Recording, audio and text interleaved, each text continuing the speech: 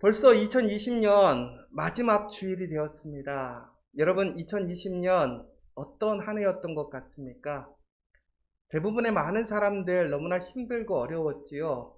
또 좋은 일 가운데서 또 힘든 일들도 있었을 것이고, 또 힘든 일 가운데서 좋은 일도 있었을 것 같습니다. 그러나 여러분, 오늘 우리가 하나님께 예배할 수 있다라는 오늘 이 모습이 있다면 여러분들 가장 복받은 사람인 것을 기억하시기 바랍니다. 내가 올해 내가 소망하고 기억하고 또 준비했던 모든 것들이 아름답게 마무리되지 못하고 또 내가 얻고 싶었던 것을 얻지 못했을지라도 내 몸이 상했을지라도 오늘 우리가 하나님 앞에 예배할 수 있는 그 믿음을 지켜가고 있다면 우리에게는 소망이 있는 것입니다. 하나님의 능력이 있는 것이지요. 그러므로 여러분, 오늘 다시 한번 우리가 예배 드릴 수 있음에 대해서 다시 한번 감사하시고 하나님과 함께하는 이 예배를 통해서 우리는 언제든지 다시 회복될 수 있고 무엇보다 하나님의 변함없는 그 사랑이 우리에게 있음을 기억하시는 저 여러분 되시기를 간절히 소망합니다. 여러분, 상황 앞에서 절대로 주눅들지 마시고 내 상황에 그런 아픔 때문에 여러분 절망하지 마십시오. 다시 한번 하나님 앞에서 그 하나님 앞에 모든 것을 내어 맡기고 하나님의 이름을 부르짖으며 하나님을 붙드는 사람들에게 하나님의 은혜가 있음을 기억하시는 저 여러분 되시기를 간절히 소망합니다. 오늘 우리 말씀 사경회를 시작함에 있어서 다시 한번 우리가 말씀 사경회를 어떻게 준비해야 될 것인가, 그것들을 같이 좀 나눠보려고 합니다.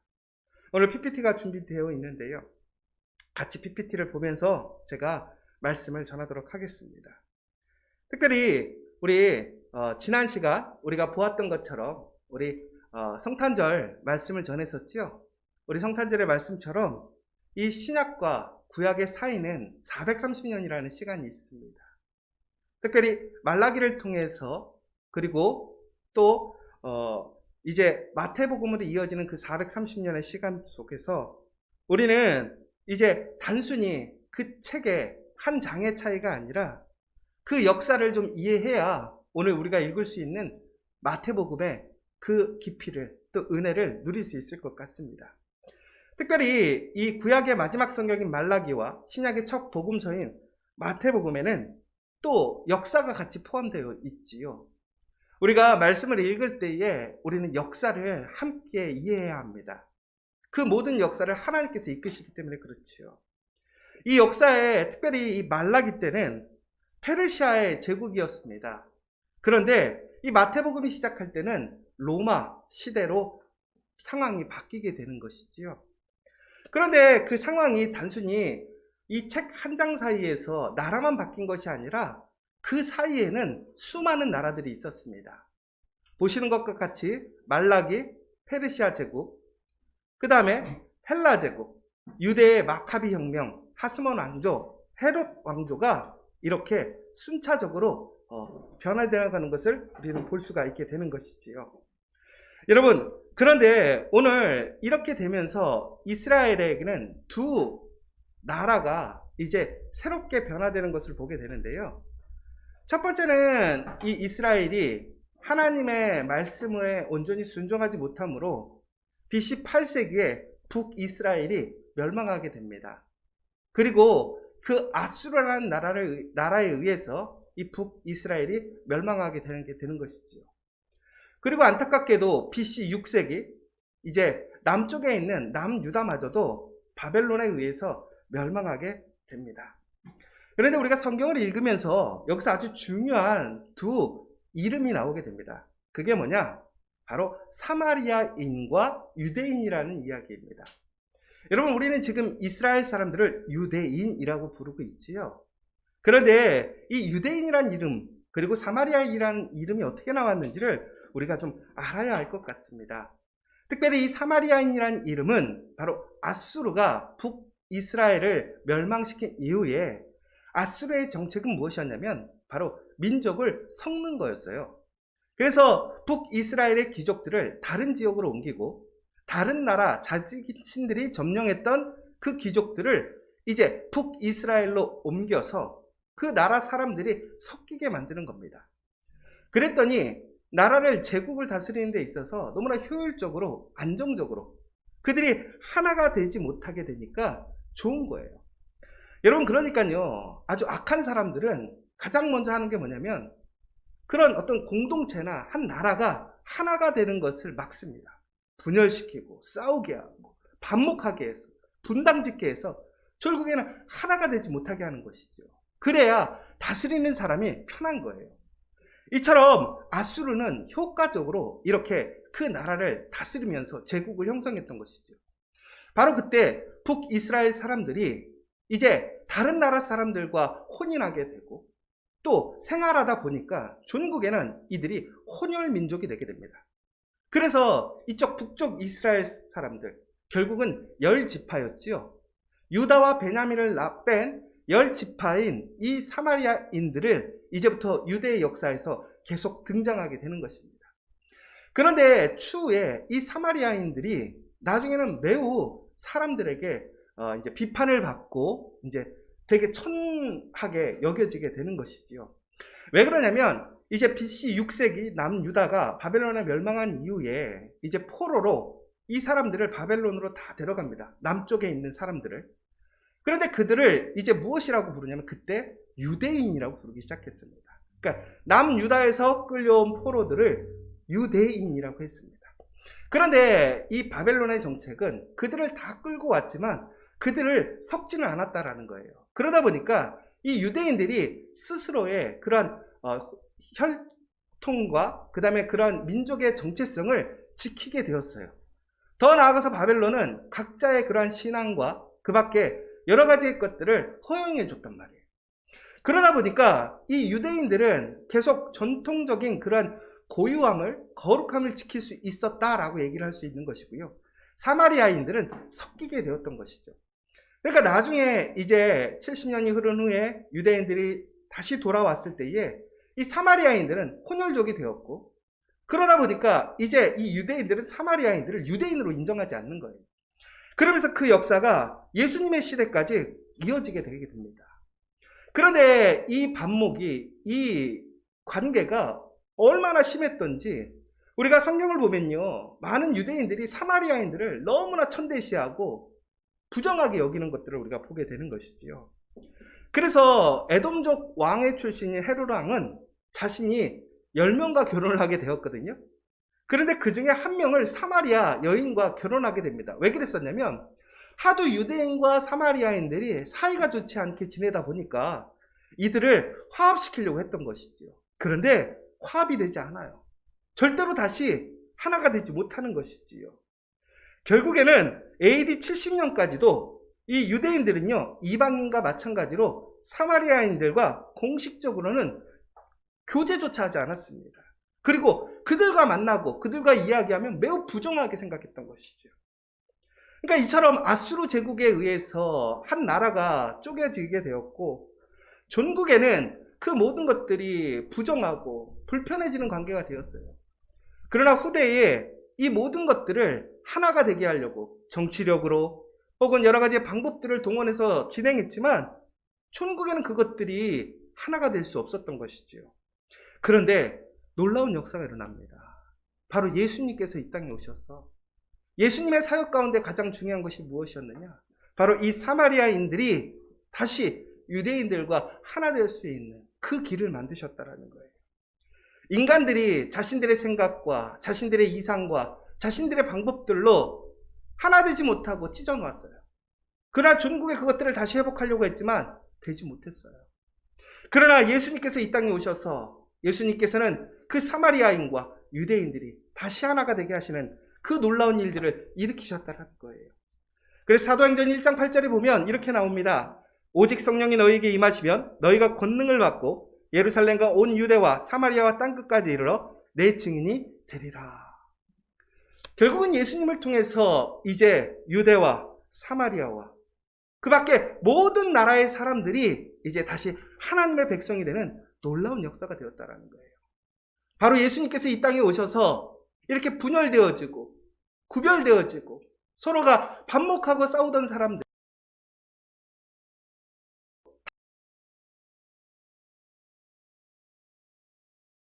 생각, 사람의 능력으로 되지 않습니다. 오직 예수 그리스도의 능력으로 되는 줄 믿습니다. 여러분 지금 문제가 있습니까? 분열이 되고 있습니까? 싸움이 일어나고 있습니까? 여러분 그렇다면 우리가 해야 할 일은 무엇입니까? 예수를 붙드는 거예요. 예수를 통해서, 예수의 그 복음을 통해서, 예수의 그 말씀을 통해서 우리는 다시 하나가 될 수 있음을, 다시 회복될 수 있음을 기억하시고, 여러분 오늘 이 시간 다시 한번 뜨겁게 기도하시는 저와 여러분 되시기를 간절히 소망합니다. 이제 그 이후에 이제 유다 사람들이 다시 포로로 끌려가게 된 이후에 다시 이스라엘 사람들은 70년이 흐른 이후에 다시 돌아오게 됩니다. 그런데 여러분 이스라엘 사람들이 여기서 한 가지 기억해야 될 사실이 있어요. 북이스라엘과 남이스라엘 사람들, 여러분 북이스라엘과 남이스라엘 사람들이 그들이 포로로 끌려가고 있을 때에 하나님께서는 그들에게 이야기하셨어요. 너희가 하나님 말씀에 순종하지 않으므로 너희들 이제는 하나님을 통해서 훈련과 연단을 보면 될 것이다. 그러니까 너희들이 이제는 다시 하나님 앞에서 훈련받고 다시 새로워져야 된다는 것이죠.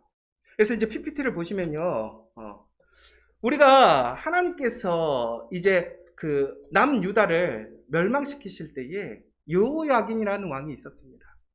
근데 이 여호야긴 왕은 바벨론이 2차로 포로로 끌려가게 됩니다. 이 여호야긴은 많은 실수가 있었던 사람이에요. 하나님보다 오히려 애굽을 더 의지하고 또한 여러 나라에 그러한 휘둘리던 사람이었죠. 그럼에도 불구하고 그는 하나님의 계획대로 결국에는 바벨론의 포로로 끌려가게 됩니다. 그런데 놀라운 일이 뭔지 아십니까? 그는 하나님 앞에 아름답지 못했었지만 하나님의 계획대로 그는 참여하게 되었어요. 그러자 그는 바벨론을 끌려간 지 37년째 만에 다시 감옥에서 풀려나게 되고요. 바벨론 왕의 보호함을 통해서 그는 그곳에서 너무나 편안하게 마지막 생을 마감하게 됩니다. 그런데 여러분 시드기야라고 유대의 마지막 왕이 있습니다. 그런데 그 왕은 끝까지 바벨론에 대항하게 됩니다. 자신의 목적, 자신의 생각, 혹은 잘못된 사람들의 그러한 의견들에 휩쓸려서 예레미야가 그렇게 하나님 말씀에 순종하고 하나님께서 너를 지켜주시겠다, 너를 안전하게 해주시겠다, 다시 돌아오게 해주시겠다는 그 약속을 믿지 못하고 천국에는 끝까지 반항하다가 예루살렘 성전이 함락되었을 때 도망가다 잡혀오는, 그리고 그는 그의 눈앞에서 그의 자녀들이 모두 다 죽고 두 눈이 뽑히고 결국에는 지하 감옥에 갇혀서 평생 죽을 때까지 그곳에 갇히는 인생을 보게 됩니다. 여러분 이처럼 우리가 하나님 말씀을 믿고 나아가다 보면 우리 생각에 우리가 원하는 방향으로 나가지 않고 고난처럼 어려운 것처럼 보일 때가 있어요. 그러나 하나님께서 하나님의 계획들을 이끌어 가실 때에는 그 고난 가운데 참여할 때에는 그 고난을 모두가 다 감당할 수 있게 하신다는 거예요. 그래서 하나님의 계획에 참여하고 그 고난에 순종으로 참여하는 자들에게는 그 고난을 능히 이기고 다시 하나님의 영광으로 회복되어질 수 있게 하지만, 그러나 그 말씀에 순종하지 않고 그것에 저항하는 사람들은 전국에는 그곳에서 은혜를 경험할 수 없는 거예요. 그런데 여기선 또 이런 얘기가 나오게 됩니다. 뭐냐면 바로 바벨론 포로의 얘기와 애굽으로 내려간 사람들의 이야기입니다. 무슨 얘기냐? 이제 바벨론이 이스라엘을 완전히 점령한 이후에 그곳에 총독을 세우게 됩니다. 그런데 그 총독이 전국에는 이제 살해를 당하게 되지요. 그러면서 이스라엘 사람들이 애굽으로 도망가게 되는 사건들이 생겨요. 그런데 바벨론으로 포로를 1차, 2차, 3차 끌려간 사람들이 있었고 끝까지 저항하면서 애굽으로 피신했던 사람들이 있었다라는 거예요. 그런데 그들의 삶의 결과가 어떻게 되었는가를 잘 봅시다. 바벨론 포로들은요 1, 2, 3차에 걸쳐서 바벨론으로 끌려갔지만 전국에는 어떻게 되느냐, 70년 후에 다시 1, 2, 3차에 걸쳐서 돌아오게 됩니다. 그리고 우리가 지난 시간까지 보았던 느헤미야를 통해서 예루살렘과 그 밖에 모든 성들이 회복되어지고 그 나라가 다시 시작하고 그들이 자유를 얻는 그러한 놀라운 역사를 보게 되지요. 그러나 애굽으로 내려간 사람들은 어떻게 됐느냐, 바벨론에서 임명한 총독을 살해하고 또한 그 지도자를 따라서 내려갔던 수많은 사람들은요 전국에나 애굽에 가서 300년간 총살이를 하게 되었어요. 여러분 이스라엘 사람들이 어디에서 출애굽을 했습니까? 애굽에서 출애굽을 했었잖아요. 그 400년 동안 그렇게 너무나 고생하고 힘들었던 걸 하나님께서 그 종된 자리에서 구출해 주셨는데 하나님의 그 말씀을 믿지 못하고 스스로의 안전, 스스로의 그런 원함을 따라서 애굽으로 갔다가 전국에는 그들은 300년 동안 고생하게 됩니다. 그리고 나중에 이스라엘이 회복된 이후에 그들은 다시 돌아오게 되는 것을 보게 되지요.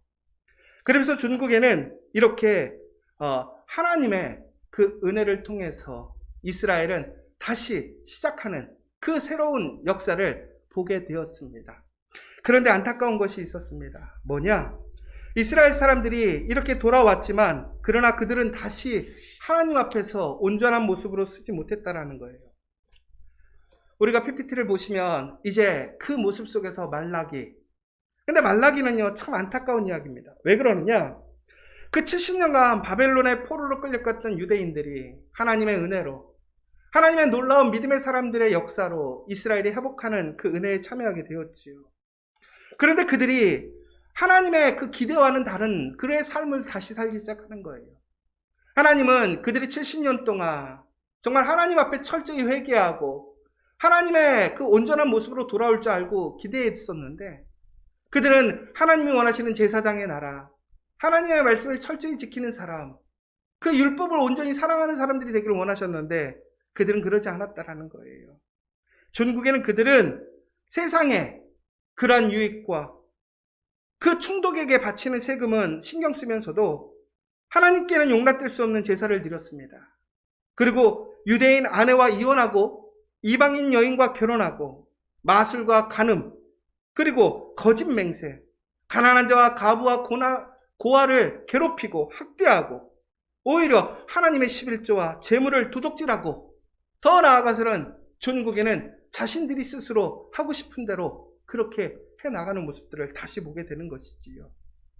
그러자 내가 하나님께서 이 이야기 하시는 거예요. 내가 너희를 이렇게 사랑하는 너희들이 어쩌면 이렇게 할 수 있느냐. 그랬더니 그들이 이렇게 얘기하는 거예요.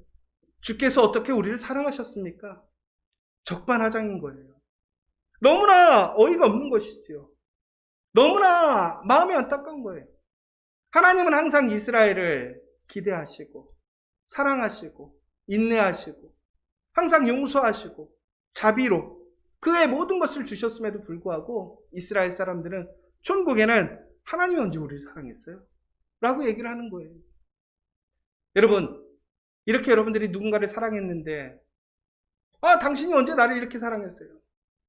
아니, 아버지, 어머니, 나를 언제 이렇게 사랑했어요? 라고 우리 자녀들이 얘기한다면 얼마나 가슴이 아프겠어요.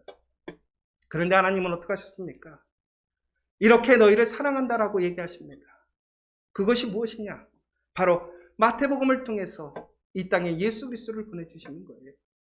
예수를 통해서 다시 우리가 온전히 회개하고 하나님의 은혜에 참여할 수 있는 그 길을 열어주셨다라는 거예요.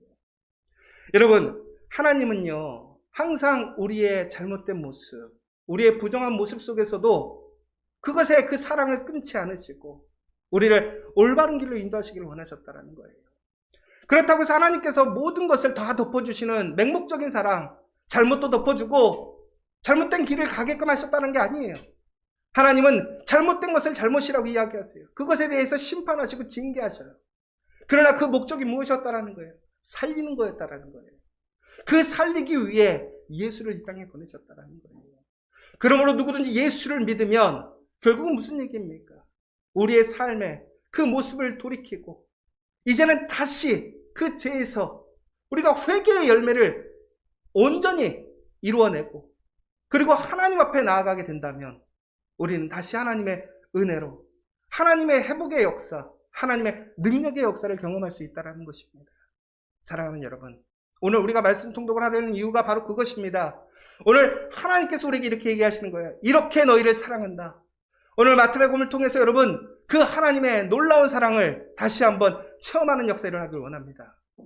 여러분, 제가 한 가지 물어보고 싶은 게 있습니다. 여러분, 말씀을 읽을 때 여러분들은 어떠한 자세로 말씀을 읽으십니까? 여러분, 말씀을 보실 때 여러분들은 그 말씀을 통해서 무엇을 기대하고 계십니까? 여러분, 정말 그 말씀이 여러분에게 삶의 생명이 되고 진리가 되고 소망이 되고 우리의 문제를 모두 다 해결해 줄 수 있을 것이라고 믿습니까? 예레미야가 하나님 앞에 약속했던 그 말씀을 이스라엘 사람들 믿지 않았어요. 그러나 믿지 못했음에도 불구하고 그 말씀대로 따라갔던 사람들은 하나님의 은혜를 경험하게 되었습니다. 그러나 하나님의 말씀을 기대하지 않고 자기의 길대로 나아가는 사람들, 말씀을 말씀으로 인정하지 않았던 사람들은 천국에는 하나님의 심판으로 나아가게 되었음을 보게 됩니다. 사랑하는 여러분, 하나님의 말씀을 믿으시기 바랍니다. 말씀에 대한 소망을 갖길 원하십니다.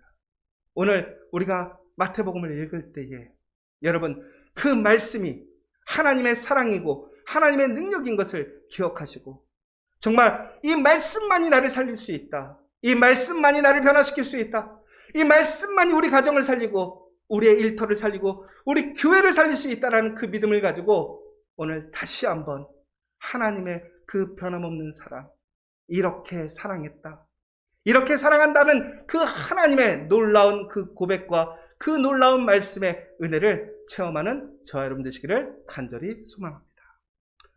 오늘 이 시간 함께 기도했으면 좋겠습니다. 여러분, 하나님은 오늘도 우리를 이처럼 사랑하십니다. 이렇게 사랑하신다라는 증거로 바로 예수 그리스도를 이 땅에 보내셨습니다. 예수를 믿는 자, 예수를 소망하는 자, 그들에게 하나님의 은혜가 있는 줄 믿습니다. 오늘 이 시간 우리 다시 한번 간절히 기도하길 원합니다. 하나님, 내가 이제는 온전히 돌이키기를 원합니다. 그리고 이제 하나님의 말씀을 온전히 내가 보고 듣고 믿고 살아가길 원합니다. 하나님, 오늘 그 말씀을 읽을 때에 내 심령에 놀라운 성령의 역사, 하나님의 위로와 하나님의 인도하심을 경험할 수 있도록 인도해달라고 오늘 이 시간 함께 같이 기도했으면 좋겠고, 특별히 오늘 이 시간 우리 모든 지저스 처치에 있는 모든 분들에게 하나님의 신실하신 위로하심과 하나님의 그 회복이 함께 할 수 있도록 같이 기도해 주시면 좋겠습니다. 우리 잠깐 기도하도록 하겠습니다.